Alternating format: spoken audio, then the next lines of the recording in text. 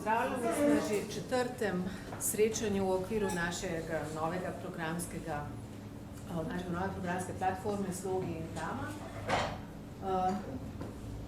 Do zdaj smo vam predstavili Smoletovo Antigono, Shakespeare, kar hočete in Mroško tango. Danes bomo predstavili Skopuha. To pot smo združili moči, tako da boste ga predstavili skupaj Ana Perne iz Slovenskega gledališkega inštituta in naša dramaturginja Diana Kolovini. Premiera je, kot veste, bila žal morala biti predstavljena iz sobote na torek. Dovolite, da vas že kar zdajle povabim na naslednje naše srečanje, ki bo že konec februarja, ko bomo govorili o prizoritvah Olbijevega ameriškega sna, ki bo premiera potem pri nas 8. marca. Izvolite. Hvala lepa, lepo pozdravljeni tudi z moje strani. Skupaj se bomo sprehodili skozi uprizoritve Molièrovega Skopuha na slovenskih poklicnih odrih. Najprej povem nekaj zanimivosti. Tone Smolej v prispevku predelujem stare mojstre, ki so jim že potekle avtorske pravice. Molièrova Skopuh in Namišljeni bolnik v dramskem opusu Andreja Rozmana Roze zapiše, da je jurist Konrad Janežič že v sezoni 1888-89 v knjižnem odseku Dunajske Slovenije prebiral svoj prevod 4. prizora 3. dejanja, pa njegov poznejši celotni prevod ni bil nikoli uprizorjen. Tudi Simona Semenič, ki se je v diplomski nalogi iz zgodovine gledališča ukvarjala z Inemanovo dobo skozi prizmo dnevnega časopisja, je zabeležila, da je bil Skopuh sicer napovedan na repertoarju dramatičnega društva in sicer že za sezono 1895-96, nato pa še za naslednji 2 sezoni, a ga niso uprizorili. V naši knjižnici se nahaja tudi prevod, ki ga podpisuje Ivan Breščan. To je bil psevdonim Ivana Tavčarja, ki je takrat deloval znotraj dramatičnega društva. Zato bi bilo morda zanimivo enkrat raziskati, kaj točno se je v tistem času dogajalo in kako to, da do uprizoritve Skopuha takrat ni prišlo. Če bi prišlo, bi bil to prvi Molière na slovenskih odrih, tako pa je bil Molière prvič uprizorjen leta 1907 in sicer sta bili to Gvizdavki oziroma Smešni preciozi, naslednje leto pa je sledil Namišljeni bolnik. Skopuh je bil uprizorjen šele leta 1920. Prvi prevod Skopuha, se pravi uprizorjeni prevod, je opravil Friderik Juvančič, ki je v akademskem letu 1899-1900 na Dunajski univerzi poslušal zgodovino francoske dramatike. In leta 1906, ko se je pa vrnil, je postal gledališki intendant. On je tudi prvi prevajalec omenjenih Gvizdavk in oziroma Namišljenega bolnika ter seveda na to Skopuha.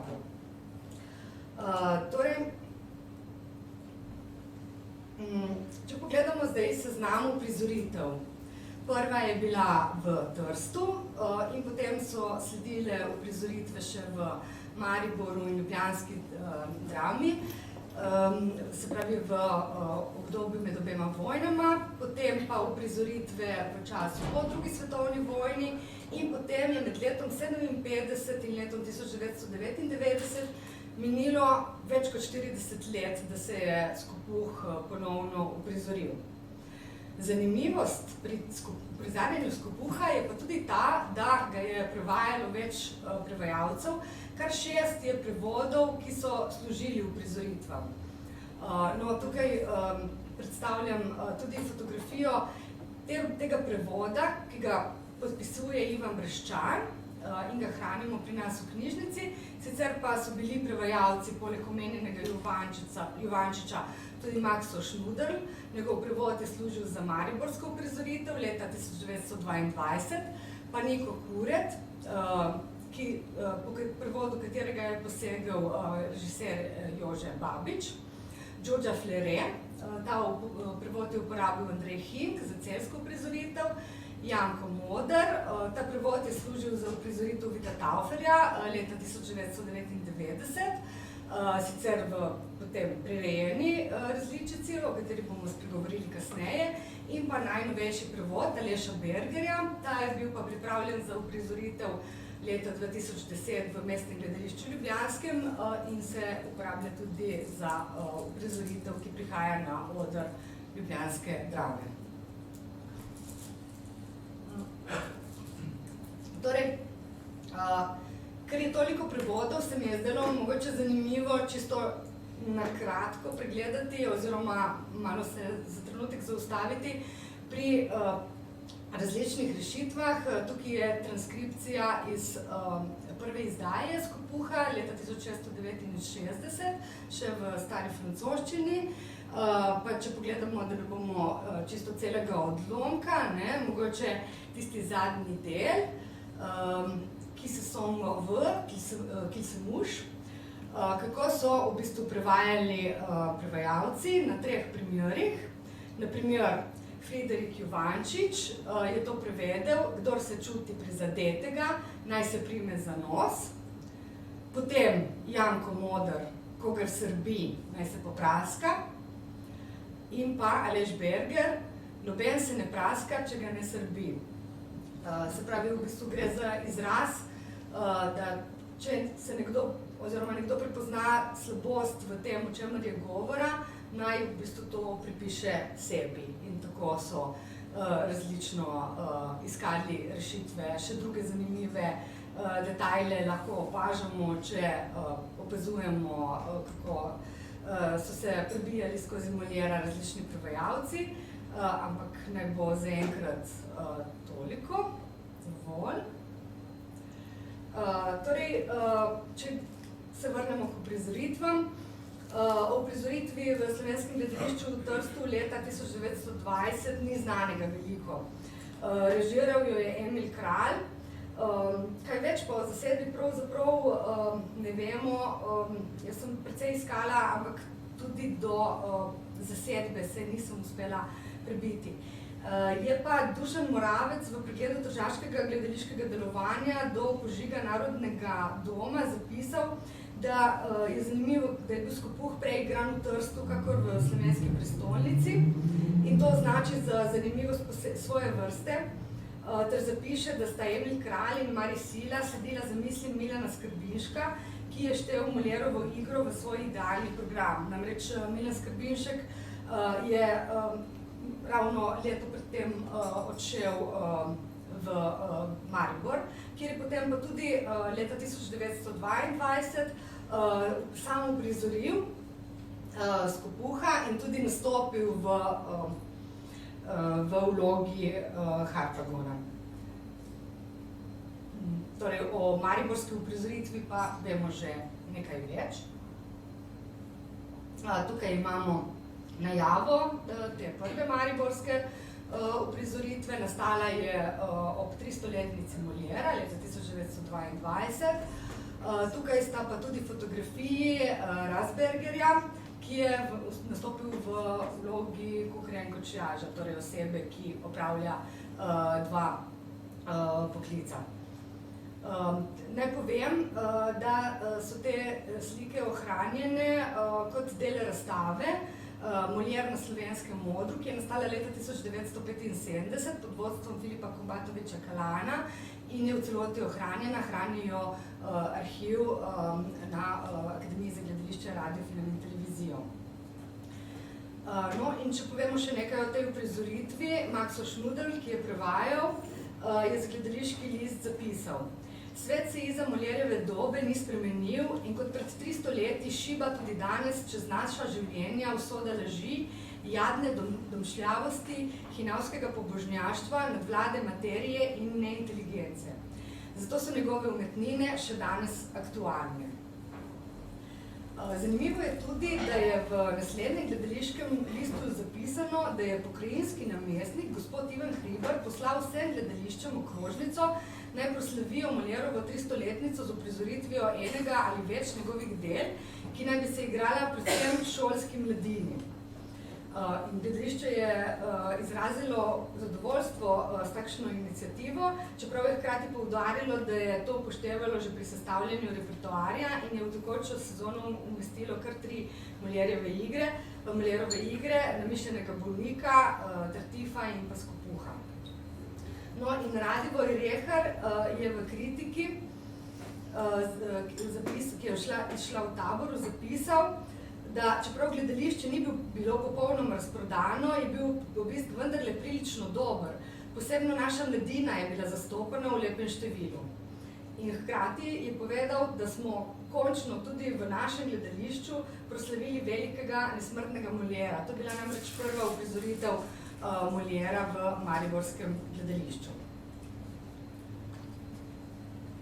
No, v kritiki še zapiše, kakor stare grške drame, tako zahtevajo tudi Moliérove komedije poseben stil, ki je bistveno različen od današnjega, modernega.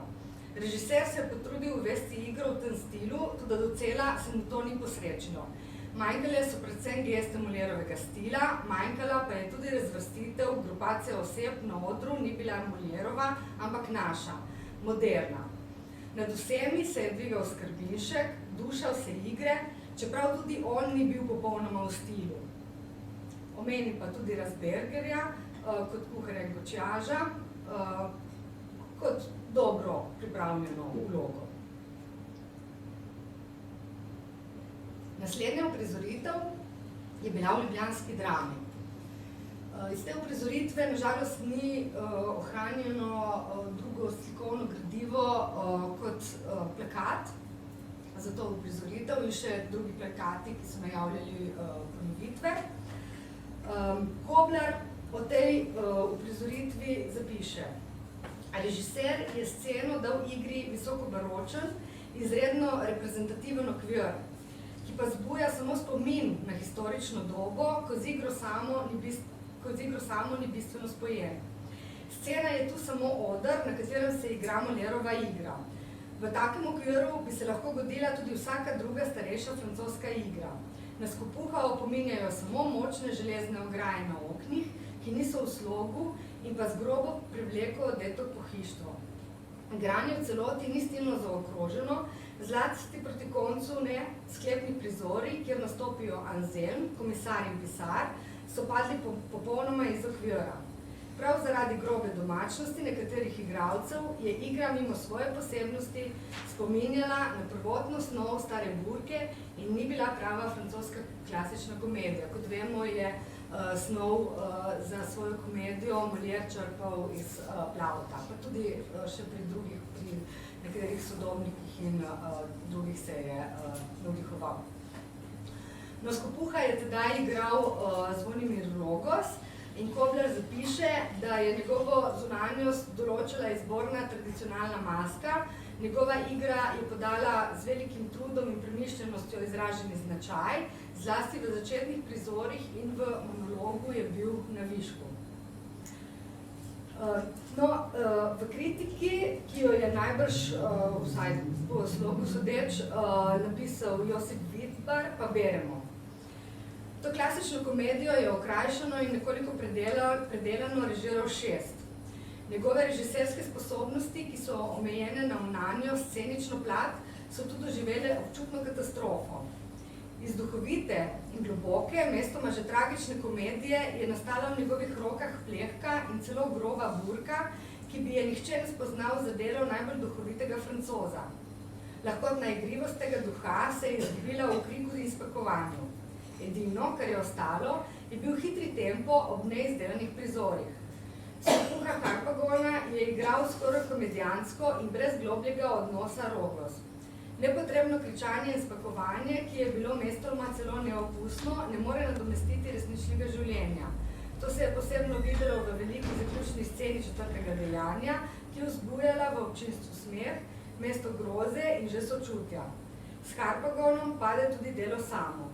Nekatere prizore so otele osebe, Eliza Vide, Valerijana in Frozina Medvedove, ki pa je bila za svoj položaj preveč odlična.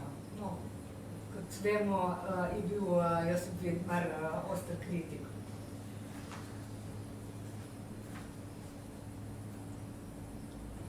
To so bile omenjene uprizoritve, so nastale med obema vojnama, zdaj pa že prehajamo v čas po drugi svetovni vojni, ko so se Skopuha ponovno lotili v mariborskem gledališču.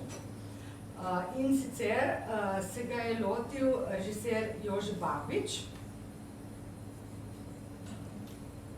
V gledališkem listu uprizoritve je Jaroslav Dolar zapisal nekaj misli iz razgovora z Babičem in sicer beremo. V Molieru danes ne gledamo samo komediografa velikega formata, ampak cenimo njegov revolucionarni odnos do dobe, v kateri je živel. Njegova dela so izraz pronicavega kritičnega osvetljevanja tedanje družbe v dobi prosvetljenega absolutizma, v dobi trenutnega ravnovesja sil med feudalizmom in buržoazijo. Njegov zasmeh je revolucionarno dejanje, kakršnih je v svetovni literaturi le malo. In nadalje. Prepričani smo, da danes s polno pravico prikazujemo tak značaj na odru, torej značaj Harpagona, ker je v naši družbi še polno ostankov stare miselnosti z napačnimi odnosi do materialnih dobrin, deloma pa je spomin na take značaje še izredno živ. Režija Skopuha je stala pred nalogo, da popolnoma jasno opredeli medsebojne odnose in da očrta Harpagona kot centralni lik vse komedije, lik, ki s svojim pojavom in obnašanjem prihaja iz konflikta v konflikt. Okolico Harpagona pa tvorijo prijetni in simpatični ljudje, zaradi česar Harpagonov značaj še tem bolj izstopa.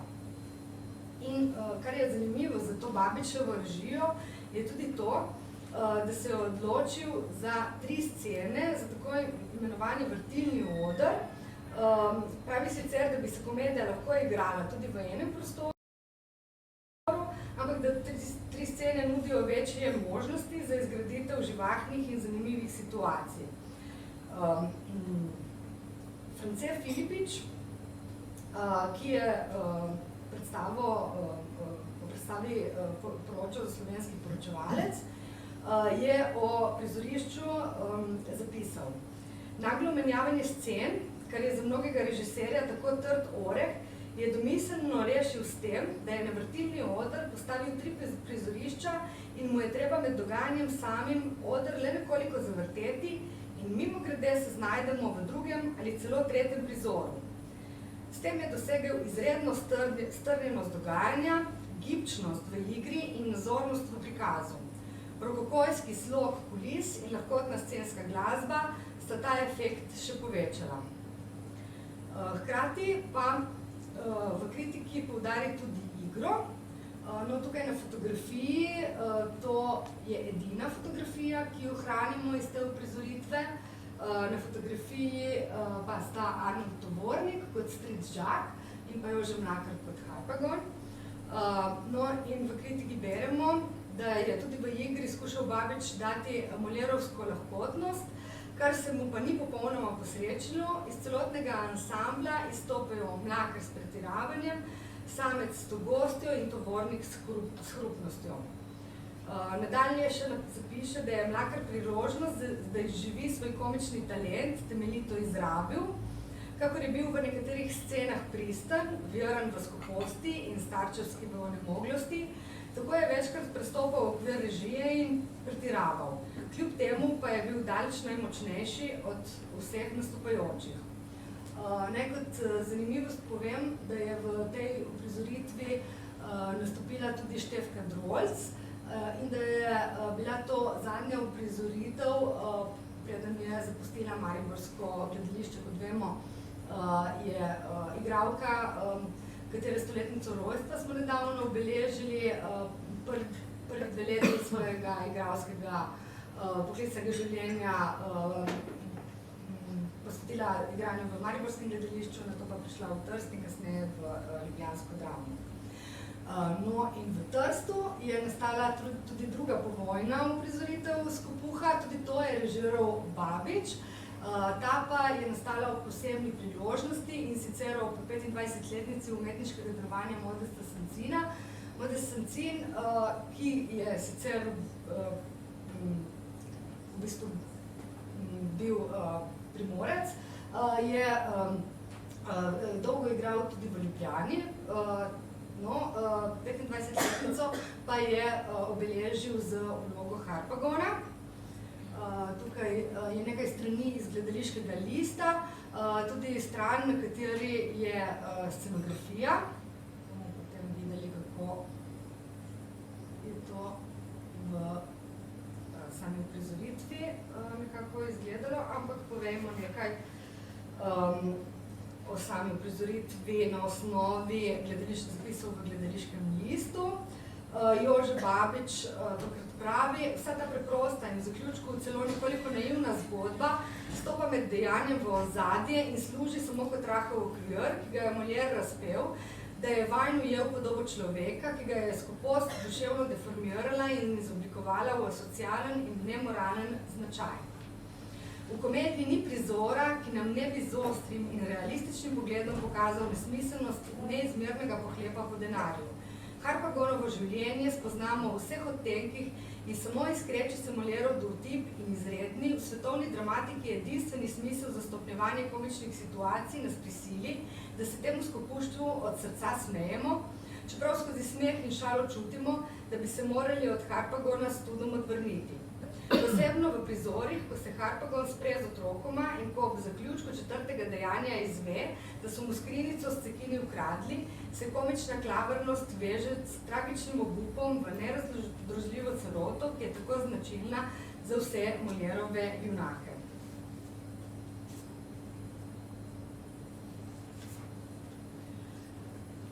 Tukaj vidimo nekaj fotografij iz uprizoritve igralce v vlogah. Pa tukaj je že malo bolj izrazita tudi scenografija.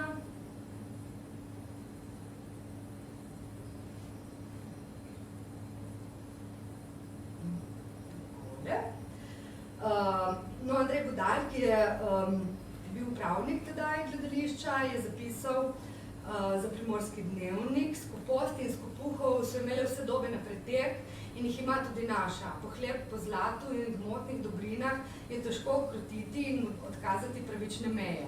Ta pohlep je rodil v starem veku suženstvo, v srednje graščake in fevdalce, v novem pa absolutizem in kapitalizem. Vse te oblike izkoriščanja so obsojene v Molierovi umetnini. Zaradi te obsodbe je skopuh zmeraj aktualen, zaradi nje sodi vsak napreden, demokratičen repertoar, posebno danes, ko zajema kapitalizem cele narode in države in se kujejo kapitalistični bloki za izkoriščanje delovnih ljudskih množic. No, če citiram še Vladimirja Bartola, ki je o predstavi pisal, takole začne svoj zapis. Dvorana v domu pristaniških delavcev je bila ob sinočni premieri Molierovega skopuha, s katerim je obenem proslavljal naš škedenski rojak in veliki karakterni igralec Modest Sancin, 25-letnico gledališkega dela, vse pretesna, da bi mogla sprejeti množico ljubiteljev naše odrske umetnosti in še posebej našega jubilanta. Režiser Jože Babič je postavil svojega Harpagona v gracilno in človeško razumljivo okolje, ter je smiselno prikazal dobo, šege in njihov stil skozi kretanje, kostume in način govorice. Vso težo igre je kajpada nosil Modest Sancin v vlogi skopuha, ki ga je izdelal do podrobnosti v karakter, ki se je odlikoval z ekspresivno mimiko, z bogato modulacijo glasu, z močno razgibano igro in z zanosom, ki je vzdržal do konca. Bilo je zares pravo utelešenje skopuške strasti, ki je izpadla komično in groteskno, spričo ljubkosti in očarljivosti ljubavnih dvojic in spričo ostalih človeško vse bolj prirodnih značajev.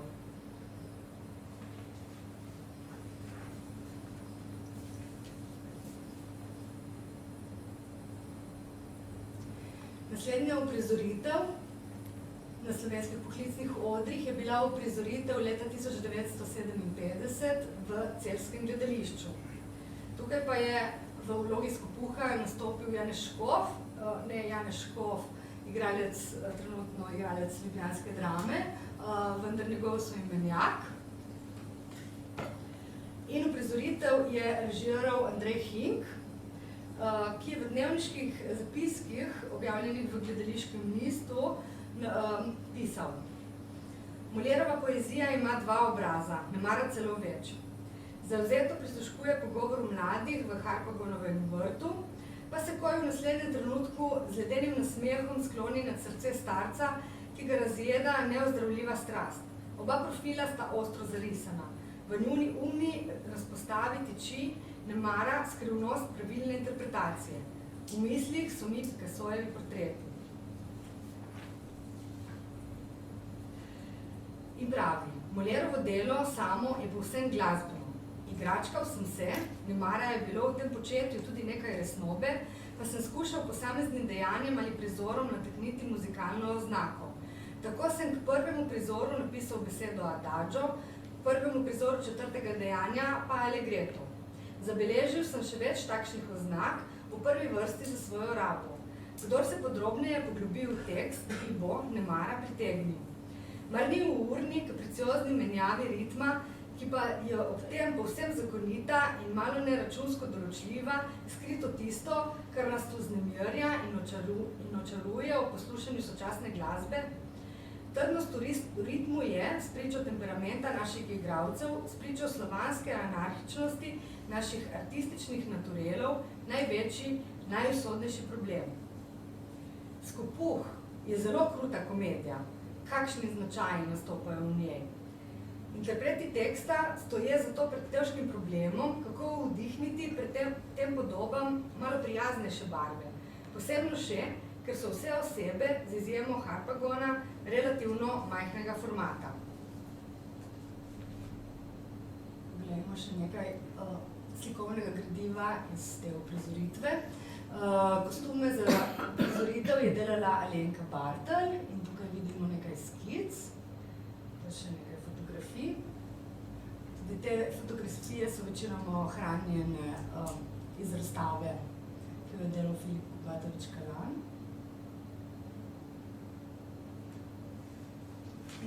No in če pogledamo, kaj so zapisali o uprizoritvi, Tine Orel je v Ljudski pravici zapisal: Celjski skopuh je v režiji Andreja Hinga uspela predstava, ne sicer blesteča, a vendar skladna, pretehtana, dobro grajena v celoti in v posameznostih. Če ima nekaj slabše zaigranih partij, je vendarle odkrila in dosegla tisto, kar je hotel Molière. Harpagona je igral škof, nič pretirano, kajti tudi skopuhova strast je tak tragično pretirana, pa vendarle tako človeško, tragična in resnična, da se je škofov register karakterne igre lahko do kraja izigral, nastala pa je ena njegovih najbolj izdelanih kreacij. Med dogodane igralske like štejem tudi Elizo, ki jo je temperamentno odigrala Černetova, izvrstno Frozino, ki jo je oblikovala Maverjeva, in Marjano, ki jo je podala Krošlova. Za Moliera tako značilni zbor služabnikov je dal predstavi lažje poudarke, ki so služili kot oddih pred mračnim kaleidoskopom neusmiljeno zvariženih značajev.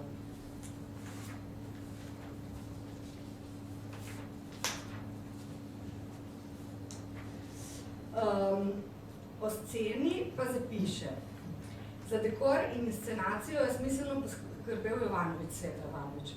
V sceni smo čutili globljo simboliko. Skopuh se ne giblje v zaprtem prostoru, sten ni več, razgaljen je vsemu svetu razgled in ogled, z njim pa vsi drugi s svojim sakroegoizmom te ali one inačice.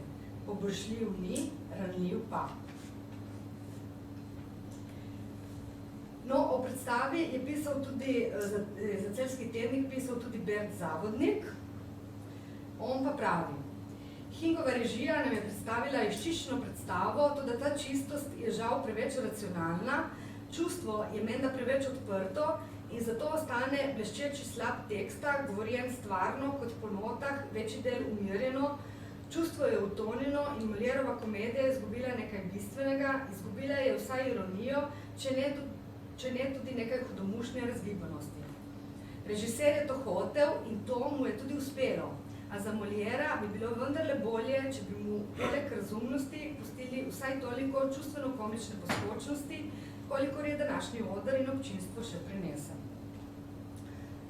Kot bomo videli, pa je v primerjavi s to uprizoritvijo bila uprizoritev, ki je sledila, sicer več kot 40 let kasneje, popolnoma drugačna. To je uprizoritev, ki je nastala v Prešernovem gledališču Kraj v obdobju, ko je umetniško vodstvo prevzela Marinka Poštrak. In sicer je uprizoritev režiral Vito Taufer, ki se je pred tem že ukvarjal z slovenskimi in svetovnimi klasikami, ravno malo pred tem je postavil denimo Matička, pa tudi Sen krestne noči. In v programski knjižici sezone je citat Vita Tauferja, takole je povedal: "Če vas žre vaša ohrnija, si oglejte skopuha in vam bo odleglo." Marinka Poštrak pa je pred premiero povedala: "Gre pravzaprav za prikaz slovenske mentalitete, zato smo se v tej komediji tudi precej ukvarjali z jezikom." Marinka Poštrak je bila tudi dramaturginja uprizoritve. Pred premiero je pa Taufer povedal, da je to igra o slovenskem sleherniku, družbi, v kateri živi in v katero sodi tudi škrtost, kot naša duhovna dediščina, ki jo prenašamo iz roda v rod. Naj obenem povem, da je kot Hartmann je igral Janez Škof, torej Janez Škof, današnji igralec slovenske drame. In sicer je bilo to drugo srečanje z Molierom, skupaj z režiserjem Vitom Tauferjem. Pred tem sta namreč že sodelovala pri uprizoritvi Tartifa v Mladinskem gledališču, kjer je bil Janez Škof v tistem času zaposlen. No, in poglejmo, kaj so o tej uprizoritvi, ki je bila prirejena v gorenjščino, zapisali kritiki. Matej Bogataj pravi: "Tisto, kar je ostalo od Molierovega skopuha, je predvsem zaplet in karakteri. Nobenega baročnega jezika, vse je postavljeno v gmajn gorenjšno, popreproščeno, v službi zgodbi in smešnim kolobocijam, in tak gorenjski, nemeščanski je tudi prostor z nucenimi tepihi po tleh, po katerih se sprehajajo protagonisti, v copatih, se razume. Pred seboj imamo kar naenkrat Ata Uhrneša, ki občasno cikne na Alanfordovskega šefa v dolgih gatah. Zraščenost s tipično slovenskim ljudskim pa omogoča celo vrsto izbrušenih in komičnih likov, med katerimi ni slabo odigranega, ki so pravzaprav v hipu prepoznavne figure iz patologije nacionalnega značaja, vsi do kraja pa karikirani, opremljeni z repetitivnimi in potujenimi gestami in grimasami. Najprej centralni Ohrneš, Janez Škof, ga je odigral silovito, ves čas nekje med paranoičnim, oprezujočim in zgrozečim očakom, trdih pokrčenih kolen in s telesom v znak, s težiščem nekje okoli mošnje, s trzavično, agresivno avtoritativnostjo, ki se kaže v borkaških fizičnih napadih, pa spet nekakšni zagameni slinosti, udvorljivosti in okorni koketnosti, kadar gre za zadeve srca."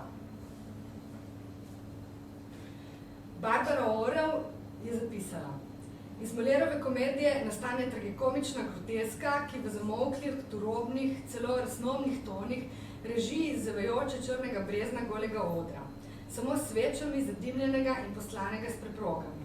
Vsak igralec se osredinja na eno samo ostro začrtano in nezavedno avtomatično ponavljano značilnost svojega lika, na čemer je utemeljena tudi Bergsonova teorija smeha. Vendar omejevanje na prevladujočo lastnost ne učinkuje kot redukcija značajskih potez, ampak kot markanten poudarek, ki predstavlja vir komičnega." Poglejmo še nekaj fotografij iz te uprizoritve. No, tukaj vidimo v vlogi Valerija Gregorja Čušina, ki je potem v kasnejši uprizoritvi v Mestnem gledališču Ljubljanskem pa je igral Harpagone.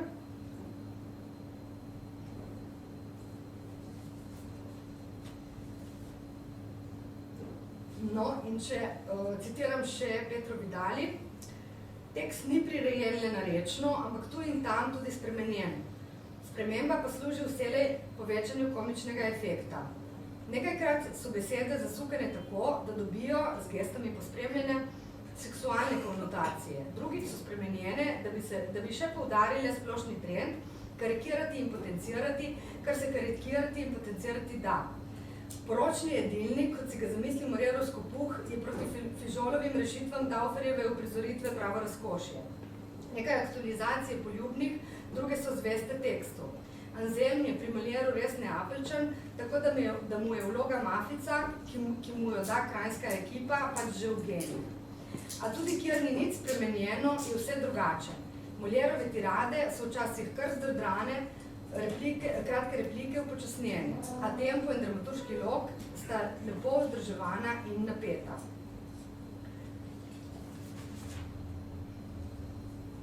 Končni rezultat, piše Petra Vidali, je popolna komedizacija Moliera. Če se namreč v branju, pa tudi večini klasičnih uprizoritev zdi, da je komična os naperjena zlasti na glavni lik, tip, ostali pa se bolj ali manj samo zapletejo v komične situacije, so tukaj skarikirani vsi. Torej, omenila sem že uprizoritev v Mestnem gledališču v Ljubljanskem, to je doslej zadnja uprizoritev Skopuha na slovenskih poklicnih odrih, če ne štejemo priredbe, ki jo je naredil Andrej Rozman Roza in jo bom omenila kasneje. Torej, v tej uprizoritvi je v vlogi Harpagona nastopil Gregor Čušin, režiral pa jo je Boris Kobal in sicer je nastal nov prevod. Slavko Pezdir piše, da Kobal nadaljuje svoje ukvarjanje s klasično komedijo in radoživim gledališkim izročilom komedije dell'arte. Kobal je namreč gradil ravno na komediji dell'arte. In Katja Čičigoj v kritiki zapiše, da izpostavi vpliv komedije dell'arte na Molierovo dramsko in igralsko tehniko, tako da igro približa karikirani mimiki in gestiki ter frenetičnemu ritmu nemih likov.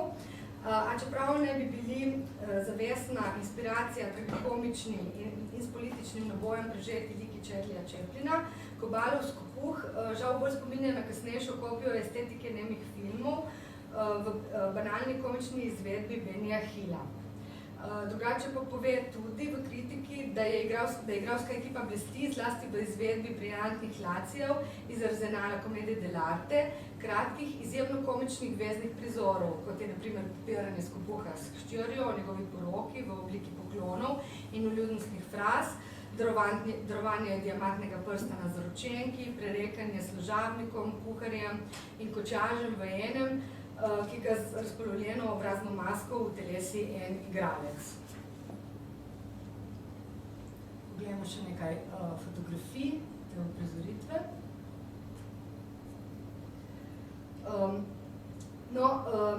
Če omenimo samo scenografijo, Marko Japelj je odr opremil le z veliko poslikano škatlo, ki se izkaže kot Harpagonova povečana skrinjica. Vstop vanjo je vstopno moče intimnega, na primer izločanja, skritja tega, za kar protagonist pravzaprav živi, zato se ta naposled da, zdaj v bančno kartico preoblikovanim imetjem, vanjo tudi zapreti in do neuporabnosti zavarovati svoje novo plačilno sredstvo. A škatla je obenem vrtljiv scenografski element, torej namenjen tudi menjavam.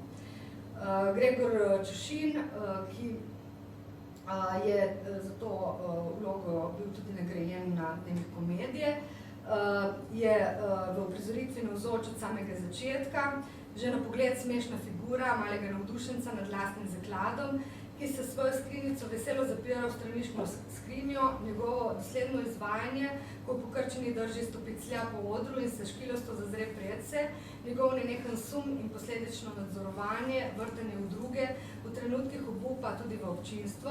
Iz vsega tega in še česa seva teža slabosti, ki ga obvladuje in premešča v bolezensko stanje večnega strahu pred izgubo najdragocenejšega in ki k veselju nad tem primakne tudi njegov žalosten vidik.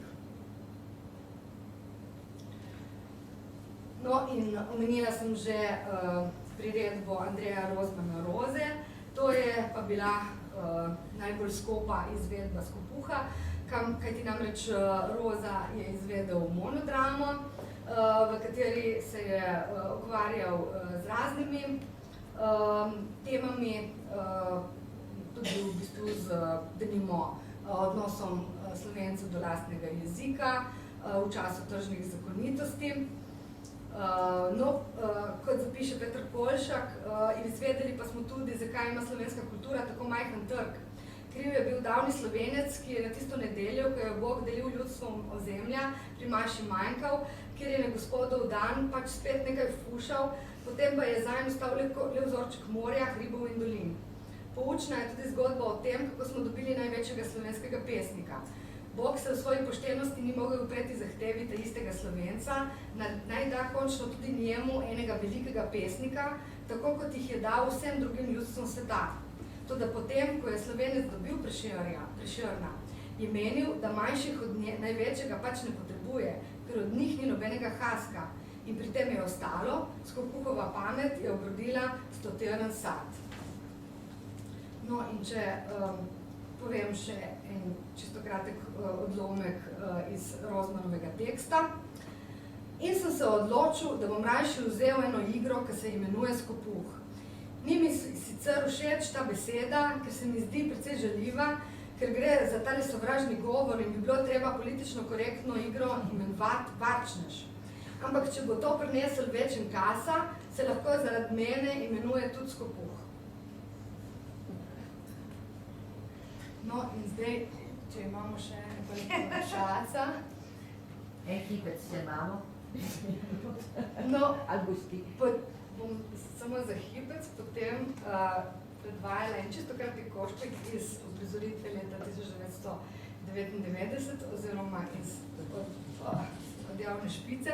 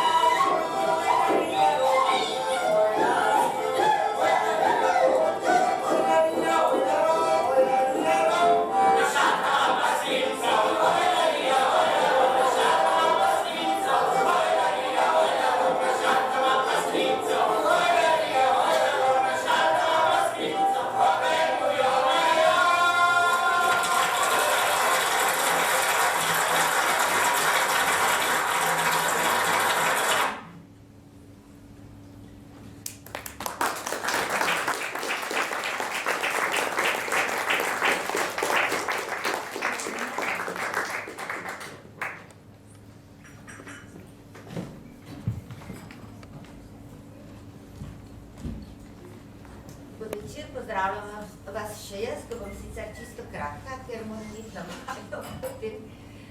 Zahvaljujem se Ani, ki je tako izčrpno poročala o dosedanjih prizoritvah Skopuha na Slovenskem.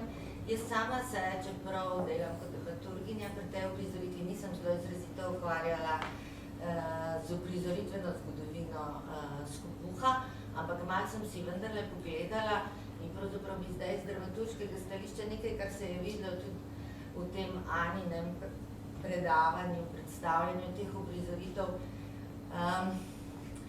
Pri tej Molièrovi komediji, ki je, kot je popolnoma jasno iz vsega skupaj, izrazito in do kraja posvečena smešenju, kritiziranju in v resnici seveda tudi neke vrste, ne samo analiziranju, ampak poskusu dojeti nekako bistvo te ene splošno znane sicer, ampak vendarle tudi zelo specifične človeške lastnosti oziroma grehote. Skopuh sodi tudi je eden izmed 7 smrtnih grehov in po mnenju mnogih celo najgrši. Skratka, cela komedija je nekako zelo izrazito posvečena samo tej eni predstavitvi te ene lastnosti, to je skoposti. In je pravzaprav in se v zvezi s tem pojavlja tudi nekaj čisto prizoritvenih vprašanj, ki so jih skozi zgodovino ali pa tudi skozi različni avtorske pristope reševali na različne načine. Ena stvar je ta, da je to, lahko se da to brati in uprizarjati bolj ali manj, tako kot je naredil Roza, kot one-man show. Ker v resnici je zares kompleksen lik v tej komediji samo Harpagon, to se je tudi videlo v tej Anini predstavitvi, da je pogosto bil tako rekoč samo Harpagon, čeprav v resnici komedija ni napisana zelo tako in celo glede na to, kakšno zasedbo je imel Molière ob pravi izvedbi, ki je seveda Harpagona igral sam in tudi on je bil znamenit komik, tudi ne samo komediograf, ampak tudi igralec komedij, izrazito komičen. No, skratka, on je imel najboljšo zasedbo iz svojega gledališča, zelo močne igralce tudi v ostalih likih in očitno je štartal na to, da to vendarle ni samo njegova komedija, ampak da je to kolektivna, skratka, da so pomembni drugi. In v resnici ima komedija nekako 3 linije. Ena je ta Harpagonova linija, zgodba, ki je pravzaprav v osnovi povzeta iz Plauta in ki predstavlja skopost kot tako in Molière jo je prignal, bi rekla, do pojma. To je res ena taka ne samo kanonična, ampak prav, se reče že, no, tudi ne samo mitična, ampak tako, kot en kristal je izoblikovan do popolnosti, to, kaj naj bi bil skopuh po svojem pojmu, ki je pol zaradi tega tudi v resnici sicer se pojavi tudi zgodovinsko, zaradi tega je tudi mogoče ta revolucionarnost, o kateri ki je bila vmes omenjena, ali družbena kritičnost, je pravzaprav rahlo vprašljiva, ker gre res za osebnostno napako, ne glede na to, da je Molière pri tem ciljal na ene pojave iz takratnega življenja, ampak je ta lik klasične skoposti je bolj kapitalizem pravzaprav v nekem smislu povozil. V kapitalizmu se to dogaja drugače. Je sicer tukaj gre za akumulacijo kapitala, ker on je in skopuh in oderuh, se pravi, tudi pridobiva kapital, ampak ga tišči zase.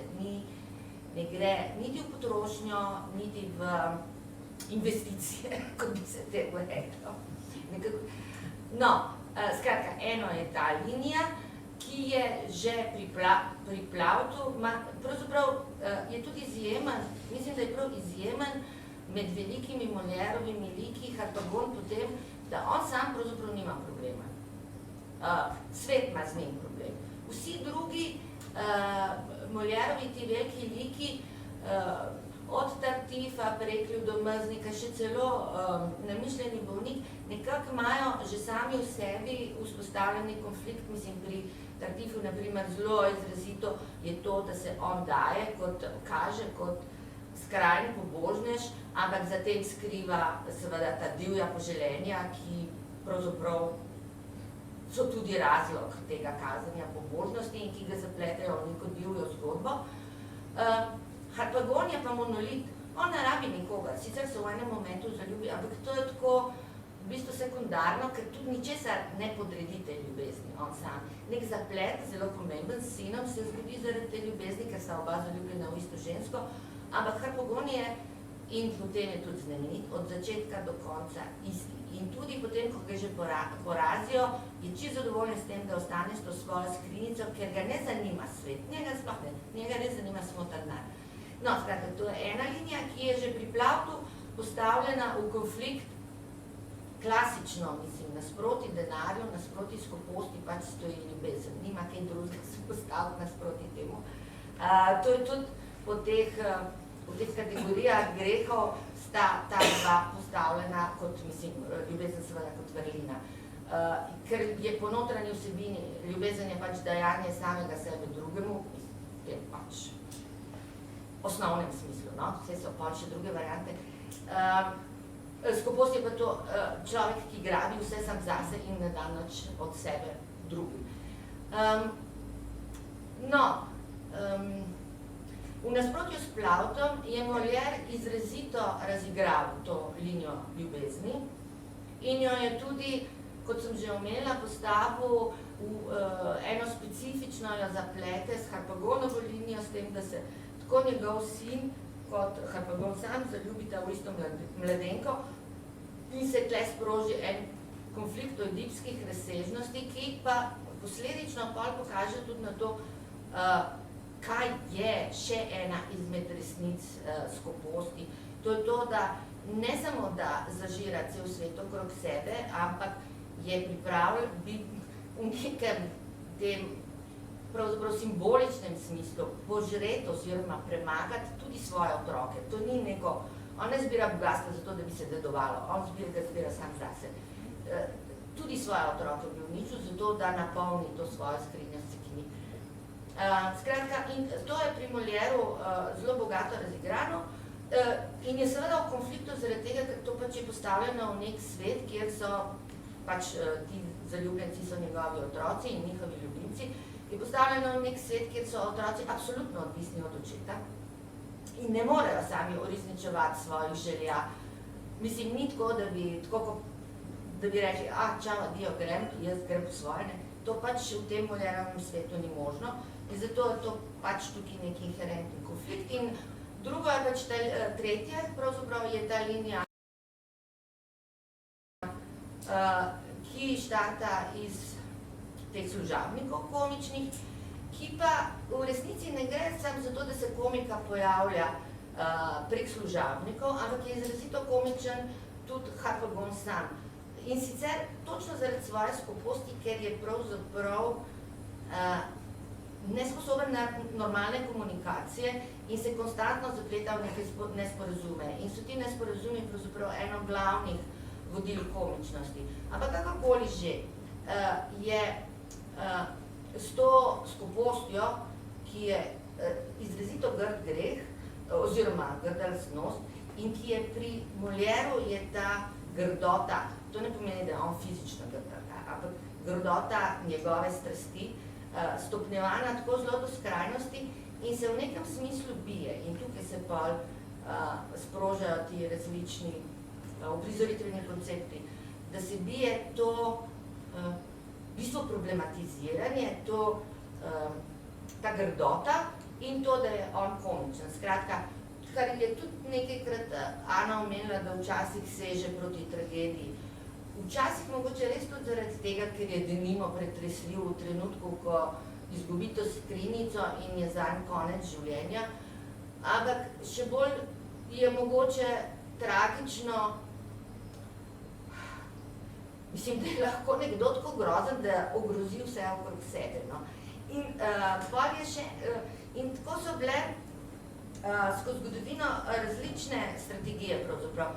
V začetku Molière je seveda to uprizarjal kot izrazito komedijo in je čim bolj do kraja izrabljal te komične potenciale, ob tem, da so bili ti ljubezenski, tako nekako ne samo okrasek, no, ker to so sicer dosti schematično tične ljubezenske zgodbe, povzete po italijanski renesančni komediji v osnovi, pa tudi nekako obogatene z aktualno sentimentalno francosko literaturo, tako kjer so te preciozne pisale te romane ljubezenske. No, skratka, to dvoje se je nekako prepletalo. Pa v enem momentu je prevladala ta grdota in pravzaprav tudi to, da vsi ti okrog zlasti njegova otroka, pa njuni ljubimci, pa skratka, ves ta svet je v bistvu zelo, oni so zelo nemočni vizavi njemu in on res zelo na grd način jih zlorablja. Ne samo, da jim krati njihove želje v to, ampak jih v nekaterih momentih prav dobesedno zlorablja in so šli v to črnino. Zelo dosti je bilo predstav, ko so šli v eno obdobje, so menda šli v glavnem v črnino. Pol je bilo, to je v bistvu edina predstava, ki sem jaz videla v živo, ena francoska, v enem obdobju so izrazito poudarjali to, ker to je ena izmed komedij, edina komedija, ne, pol je še Namišljeni bolnik, ki pa je drugače koncipiran, kljub samo, ta je pisana v prozi, no. Te velike, najbolj slavne Molierove komedije so v glavnem pisane v verzi, ne, Don Juan je tudi v prozi, no, na vsak način. Proza je deljevala, to je bil baje razlog, zakaj Na ob pravi izvedbi ta komedija ni zares uspela, ker jim je bila proza publiki navajeni verzov baročnih, tako da me čudi, da malo ti so to pisali o baroku.